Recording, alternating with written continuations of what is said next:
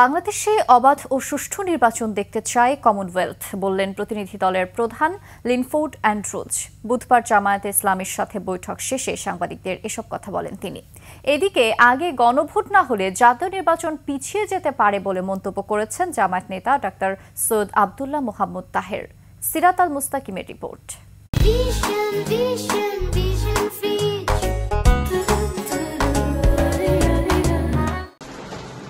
বুধবার মগবাজারে জামায়াতে ইসলামীর কেন্দ্রীয় কার্যালয়ে দলটির নেতৃবৃন্দের সাথে বৈঠক করেন কমনওয়েলথের প্রতিনিধি দল। বৈঠকে বাংলাদেশের আগামী জাতীয় নির্বাচনের লেভেল প্লেইং ফিল্ড ও আইন শৃঙ্খলা পরিস্থিতি, সাংবিধানিক ও গণতান্ত্রিক প্রতিষ্ঠানসমূহ শক্তিশালীকরণ সহ নানা বিষয়ে আলোচনা হয়।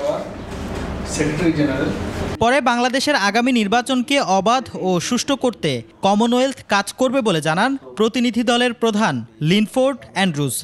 There will be decision to deploy a Commonwealth Observer Group to observe the forthcoming elections to Bangladesh. We've also spoken about potential support which the Commonwealth can provide to Bangladesh, not just for the elections, but looking very much towards the post-election cycle. জামায়াতে ইসলামীর নায়েবে আমির doctor Abdullah Mohammad Taher বলেন, আগামী নির্বাচন যেন সুষ্ঠু হয় তার জন্য কি কি প্রস্তুতি দরকার সেটি কমনওয়েলথের প্রতিনিধি দলের কাছে উপস্থাপন করা হয়েছে।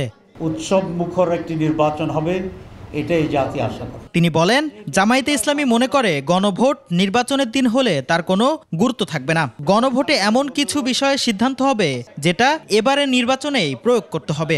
কোনো কারণে যদি জাতীয় নির্বাচন সঠিক সময় নাও হইতে পারে, আমরা আশা করি সঠিক সময় ইনশাল্লাহ হবে, তখনও তো জুলাই সনদ তো আমাদের পাস করতে হবে। জুলাই সনদ তো একটা সংস্কার হবে।